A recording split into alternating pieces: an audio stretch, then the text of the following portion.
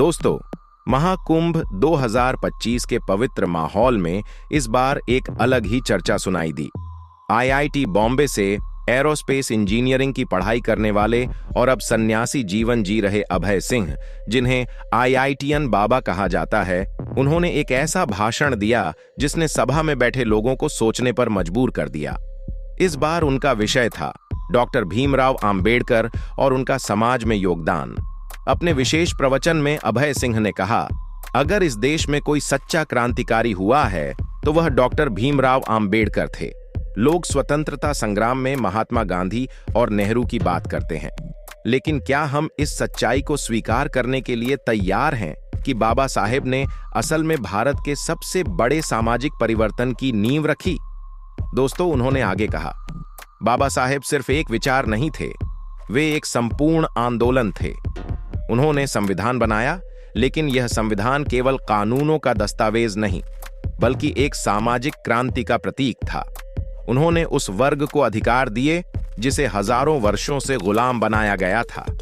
आज अगर कोई भी व्यक्ति अपने हक के लिए आवाज उठा सकता है तो इसके पीछे बाबा साहेब की देन है।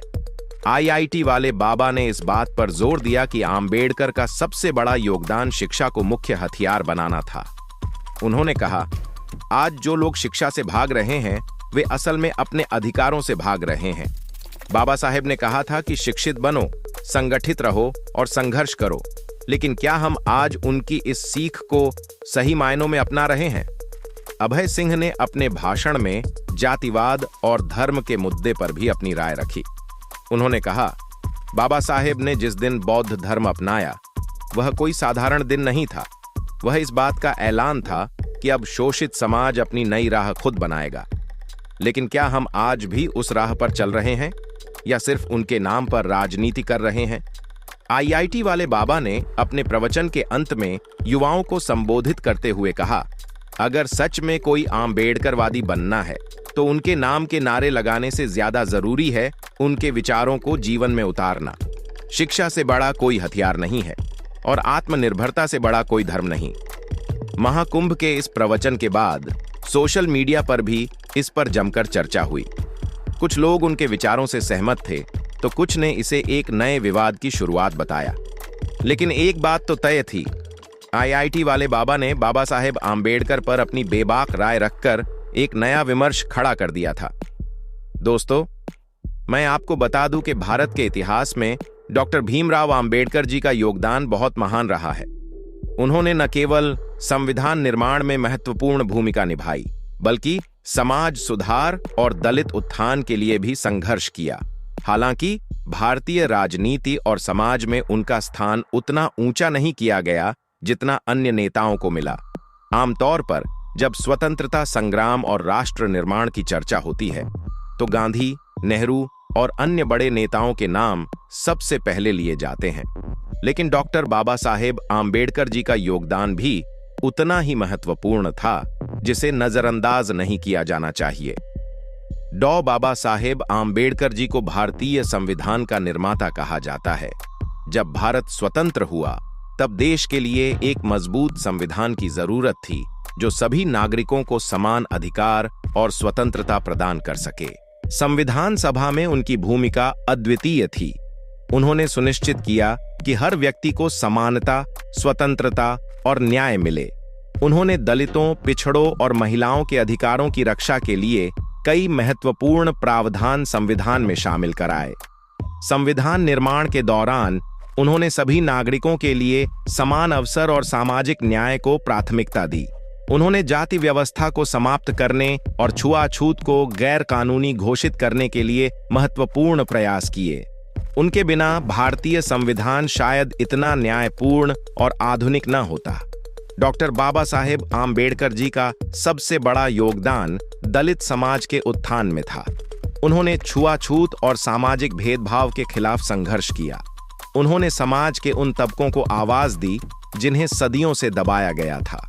उन्होंने कई आंदोलनों का नेतृत्व किया, जैसे महाड़ सत्याग्रह, जिसमें दलितों को सार्वजनिक जल स्रोतों से पानी पीने का अधिकार दिलाने के लिए संघर्ष किया गया।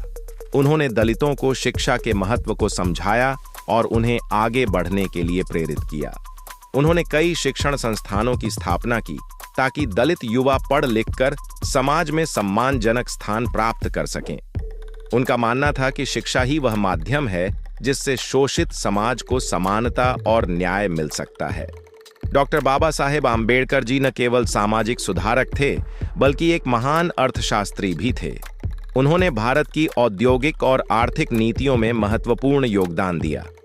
उन्होंने भारतीय रिजर्व बैंक (आरबीआई) की स्थापना में अहम भूमिका निभाई। उनकी आर्थिक नीतियां ने भारत के आर्थिक विकास के लिए बहुत उपयोगी साबित हुईं। उन्होंने जल संसाधन प्रबंधन पर भी जोर दिया और कई योजनाओं का प्रस्ताव रखा, जिनमें दामोदर घाटी परियोजना और हीराकुंड बांध जैसी योजनाएं शामिल थीं। उन्होंने किसानों और मजदूरों की स्थिति सुधारने के लिए कई सुझाव दिए और समाज में आर्थिक समानता लाने के लिए प्रयास किए। डॉक्टर बाबा साहेब आम्बेडकर जी महिलाओं के अधिकारों के बहुत बड़े समर्थक थे। उन्होंने महिलाओं की शिक्षा, रोजगार और संपत्ति के अधिकारों के लिए आवाज उठाई। उन्होंने हिंदू कोड बिल का मसौदा तैयार किया, जिसमें महिलाओं को संपत्ति में समान अधिकार देने का प्रस्ताव था। हालांकि इस बिल का उस समय भारी विरोध हुआ, लेकिन बाद में इसमें शामिल कई प्रावधानों को कानून के रूप में लागू किया गया।